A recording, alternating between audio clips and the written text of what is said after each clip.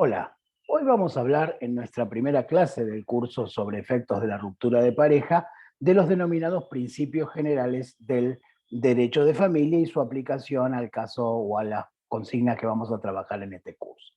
Lo primero que me gustaría decir es que el Código Civil y Comercial ha marcado un cambio muy importante de tendencia en cuanto a la mirada sobre el derecho de familia que en general tenían la mayoría de los autores. ¿Y ello por qué? En primer lugar, porque los tratados de derechos humanos, de los cuales la Argentina es parte y ha elevado a rango constitucional en el artículo 75, inciso 22, tienen a la familia como un derecho humano y sus principios han agregado a nuestro ordenamiento el denominado control de convencionalidad, o sea que las normas nacionales no solo se miran ahora desde el punto de vista local, sino fundamentalmente desde el punto de vista convencional. Y en ese contexto es que el nuevo código trata a la familia como un derecho humano y en ese tratamiento produce grandes cambios. Esos grandes cambios no son propios o exclusivos del Código Civil y Comercial, sino que también son cambios que se han venido produciendo en la sociedad en los últimos 40, 50 años. ¿Sí?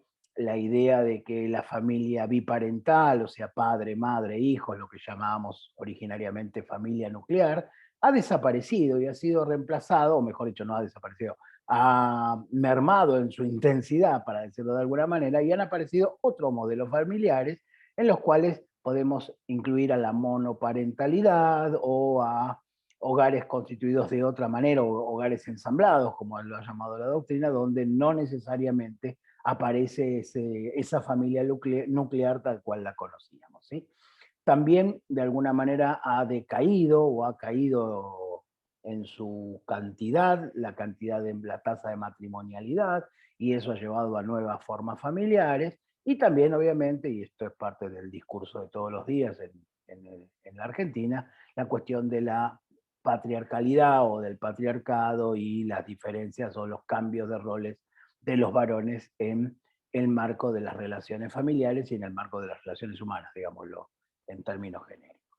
¿Sí? Por lo tanto, podemos hablar en el día de hoy que no existe un modelo único o predominante de familia, sino que hay tantas familias casi como individuos y ellas se expresan de diferentes maneras. Y un punto que me gustaría resaltar, que lo señala Kemalmacher de Carlucci en su tratado que es el Código Comentado, que salió apenas se reformó el Código, es que el Código, desde esta mirada de los derechos humanos, trata a la individualidad por sobre el denominado o lo que antes denominábamos interés familiar. Este es un cambio trascendente en el concepto porque implica una mirada muy diferente de lo que es el derecho de familia. ¿Sí? Muy bien.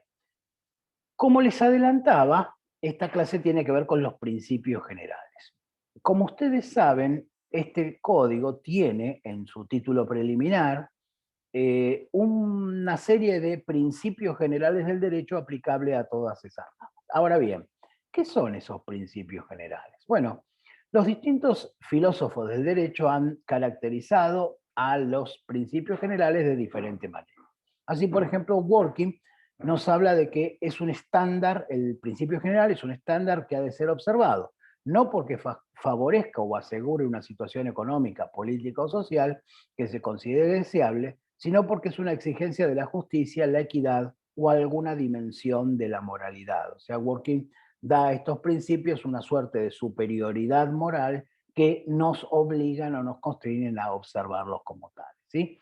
En cambio, Alexi ha ido por otra vía, dice que son mandatos de optimización, es decir, que son directivas abiertas que se encuentran en el ordenamiento y que aparecen como mandatos de conducta a los fin de optimizar las relaciones interpersonales.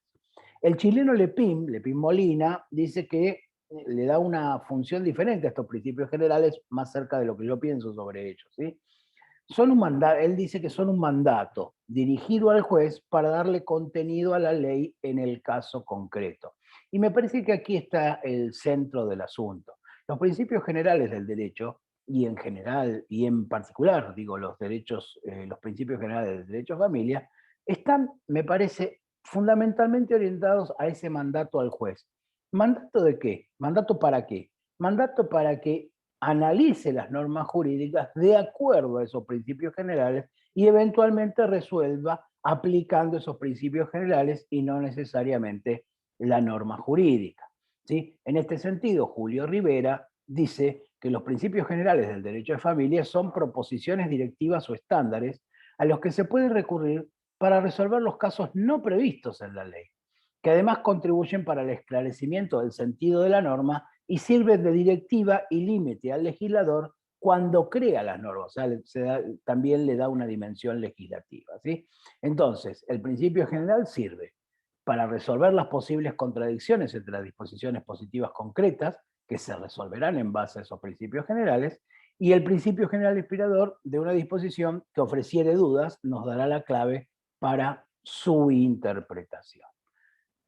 También tenemos que tener en cuenta que el artículo 2 del Código Civil y Comercial, cuando establece las denominadas reglas de interpretación, además de las palabras de la ley y sus finalidades y las leyes análogas, se refiere a los principios y los valores jurídicos, ¿sí? Y una interpretación de modo coherente con todo el ordenamiento. Entonces, que estos principios generales aparecen como una regla de interpretación y justificación de las decisiones judiciales. Muy bien. ¿Cuáles son esos principios generales en el derecho de familia? Bueno, enumero aquí 5. A mi entender, puede que se entienda que hay más, pero en principio entiendo que hay 5. El principio de igualdad, el principio de libertad, el principio de solidaridad, el principio de responsabilidad y los principios relativos a la niñez, que podemos dividirlos en 2, ¿sí? O en 3. Eh, Interés superior del niño, derecho del niño a ser oído y autonomía progresiva. Muy bien. ¿Qué entendemos por principio o general de libertad? Bueno, la libertad es el derecho a la libre decisión y a la autodeterminación que todas las personas tenemos. Obviamente, esto tiene un límite contextual que Rousseau llamaba el contrato social, pero en principio todos tenemos un derecho a decidir libremente y a autodeterminar lo que la doctrina moderna ha llamado nuestro proyecto de vida. Dice, el derecho de cada persona a escoger y llevar adelante su propio plan de vida y exige además la neutralidad del Estado frente a las perspectivas morales individuales. Es decir, no tiene el Estado por qué interceder en ese ejercicio de mi libertad. ¿Sí? ¿En qué normas concretas se expresa este principio general de libertad en el Código Civil y Comercial? Bueno, el primer lugar donde aparece está en el derecho de no casarse, del artículo 401, que nos habla de los esponsales. Saben ustedes que los esponsales son la promesa de matrimonio, y el artículo 401 establece que nadie está obligado a cumplir con la promesa de matrimonio, o sea, nadie puede ser obligado a casarse, y además cierra la posibilidad de daños y perjuicios, cosas que vamos a analizar un poquito más adelante en clases posteriores. ¿Sí? La segunda libertad es la de fundar o no fundar una familia, es decir, de hacer o no hacer un proyecto familiar. La tercera tiene que ver con la forma de fundar esa familia, es decir, que la familia puede ser fundada en el instituto matrimonial o eventualmente en la unión convivencial, en la libertad de no permanecer casado, o sea, el derecho al divorcio, ¿sí?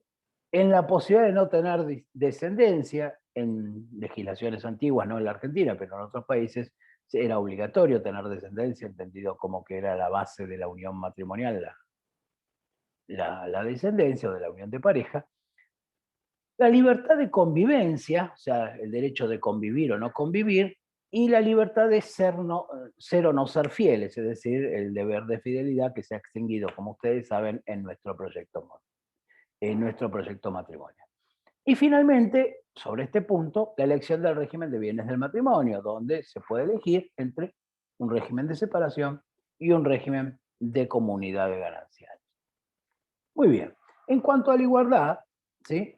Podemos decir que en nuestra sociedad se viene dando un proceso en el cual se han abandonado las relaciones familiares basadas en orden jerárquico, o sea, los miembros de la familia están en un pie de igualdad y en ese pie de igualdad toman las decisiones correspondientes. Obviamente esto tiene un componente en la no discriminación, que en el derecho de familia podría empezar o tratarse en cuanto a los matrimonios hetero y homosexuales, que como ustedes saben tienen exactamente los mismos efectos desde el año 2010, el derecho a no ser discriminado, la igualdad entre el hombre y la mujer en las relaciones familiares, artículos 641 y 651 en materia de responsabilidad parental, y algunas diferencias que hay, digamos, que no son violaciones del principio general de igualdad, por ejemplo, en materia de filiación, que vamos a ver que la filiación matrimonial y la no matrimonial se determinan de diferente manera, pero esto no por distinguir, sino por la diferente naturaleza del vínculo. ¿Sí?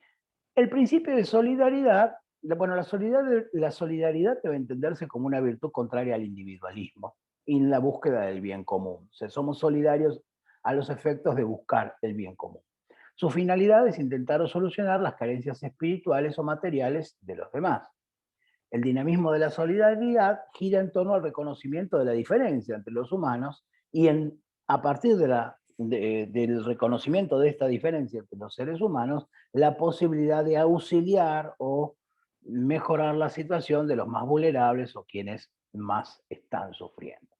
¿En qué normas se expresa la solidaridad? Bueno, entre los alimentos entre parientes, dentro del derecho de familia, naturalmente, ¿no? En los alimentos entre parientes, en los alimentos entre cónyuges y en los alimentos post-divorcio, en el deber de contribución, tanto en las uniones convivenciales como en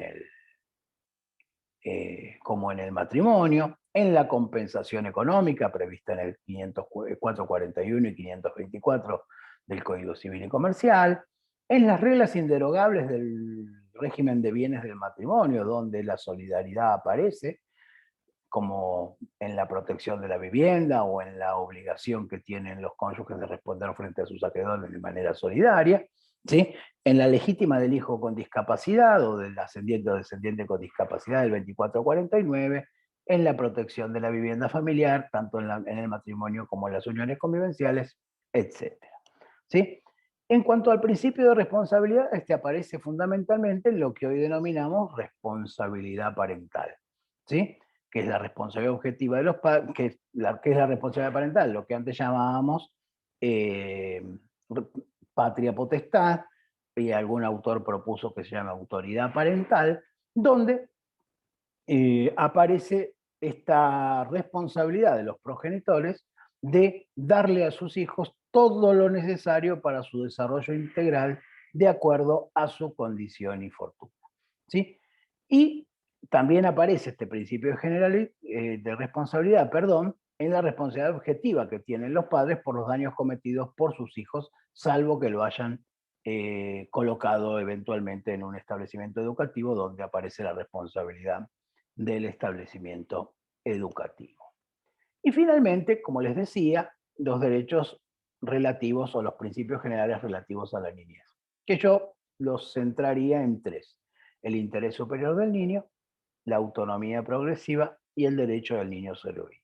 Como ustedes saben, el artículo tercero de la Convención de los Derechos del Niño de rango constitucional establece el interés superior del niño como un estándar de interpretación con relación a toda decisión que se tome con relación a niños, ¿sí? Este principio no es enumerable, es muy difícil de asequir en un concepto unívoco, sino que aparece diferente en cada familia y en cada niño.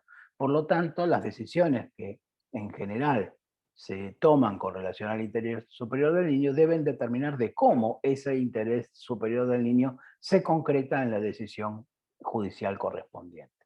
En cuanto a la autonomía progresiva, bueno, los artículos 24, 26, 66, no voy a hacer una enumeración tan larga, establecen un principio que ya estaba en la Convención y que ya estaba también en nuestra sociedad. ¿Que ¿Cuál es? Que uno no es incapaz absoluto hasta los 17 y capaz absoluto a partir de los 18, sino que la capacidad se va adquiriendo progresivamente. Y esto significa que el ordenamiento debe reconocer en determinadas circunstancias esa autonomía o esa capacidad progresiva que los niños van adquiriendo a los efectos de participar en la toma de decisiones relativas a su persona, sus bienes o su relación con los padres, ¿sí? Y esto tiene íntima referencia al derecho del niño a ser oído en todo proceso en el cual se aparte. ¿Sí? El juez tiene la obligación de tener un contacto personal con ese niño sobre el cual van a resolverse sus derechos y en consecuencia debe traerlo al proceso de la manera que resulte más adecuada de acuerdo a su edad, grado de madurez y demás circunstancias del caso. Hay algunas circunstancias donde eventualmente la citación del niño a tribunales puede implicar su revictimización o situaciones complejas, entonces en esos casos tal vez los jueces deban dirigirse al lugar donde está el niño a los efectos de tomar ese contacto personal o eventualmente, si ya se los ha escuchado en otras instancias, no reiterar esa escucha a los efectos de no generarle más. Muy bien, terminamos aquí por hoy.